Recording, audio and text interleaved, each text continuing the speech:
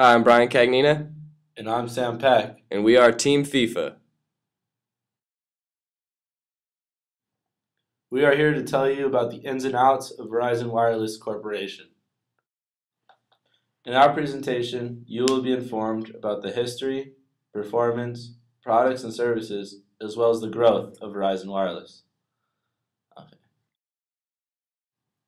Verizon has had many ups and downs throughout their lifespan. They continue to push forward for their stockholders and consumers alike.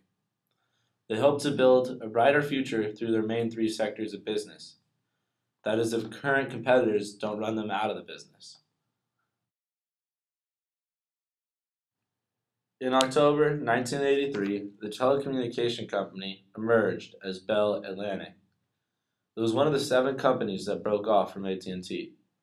In 2000, it merged with an independent company called GTE and changed the name to Verizon.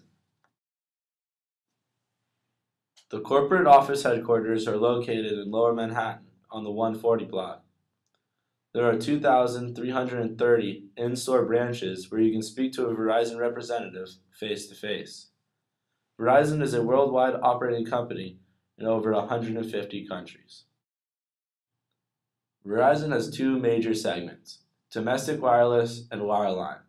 Its domestic wireless communications products and services include wireless voice and data services and equipment sales, which are provided to consumers, business and government customers across the United States. Wireline's communications products and services include voice, internet access, broadband video and data, internet protocol or IP, network services, network access, long distance and other services. The company provides these products and services to consumers in the United States as well as all around the world.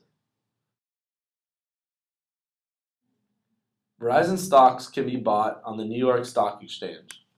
The table above shows how they have jumped around for the past 10 years. After the first year of claiming its name Verizon, it rose to its highest stock price in 2001. After a recent dramatic recession, the stock had a major drop. Recently, though, it has continued to rise and shows good promise for the future. Presently, the price of stock is at $37.05. The weekly high was $38.50 and the low was at $31.60, making the present stock quite high. As you can see, due to different complexities in the economy, there has not been a stable price at where the stockholders can truly feel safe. As we have stated, Verizon Wireless is in the market for all types of communication-based products. From wireless voice and data to broadband and global IP networks, Verizon supplies a variety of products and services in multiple markets. To the average person, they are simply a wireless phone company, but Verizon Communications provides major corporations as well as the United States government with many of their needed wireless services. They've been able to do so much and make it to number 16 on the Fortune 500 list for 2011 due to 3 key elements. The first is their extensive wireless market. For years, they have claimed that with their low prices, they have the most reliable network in America. The second is their newer fiber technology, able to provide 100 megabit capacities directly into customers' homes, bringing them the beauty of the internet on their TV, simple and ready to use. The fiber network expands across 6 continents in over 150 countries. The third sector of Verizon, and perhaps the most important, is their connection to big business and governments. They are a leading provider of global IT, security, and expertise, providing their services to nearly 96% of the Fortune 1000.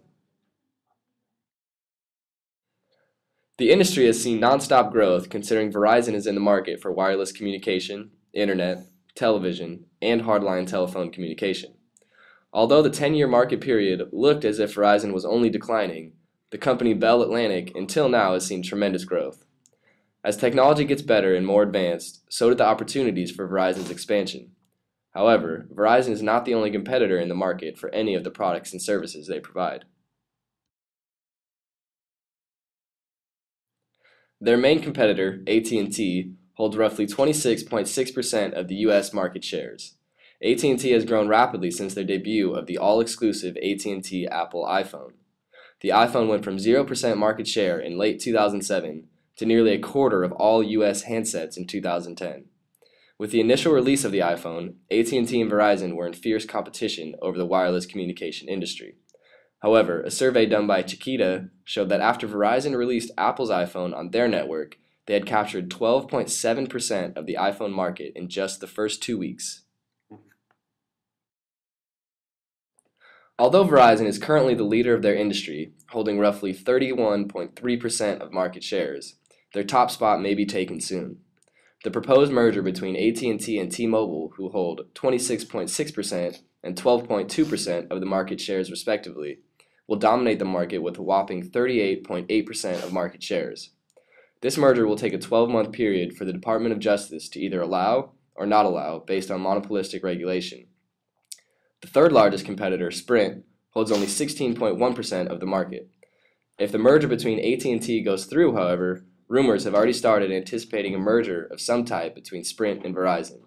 This type of merger would probably not be allowed considering Verizon would have a more than dominant percent of market shares in the industry.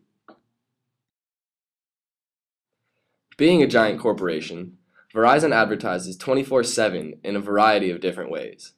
Here you can see Verizon has teamed up with the NFL to give you the Verizon NFL Red Zone reports. Thanks for listening, BADM 101. I'm Sam Peck. And I'm Brian Cagnina. Can you hear me now?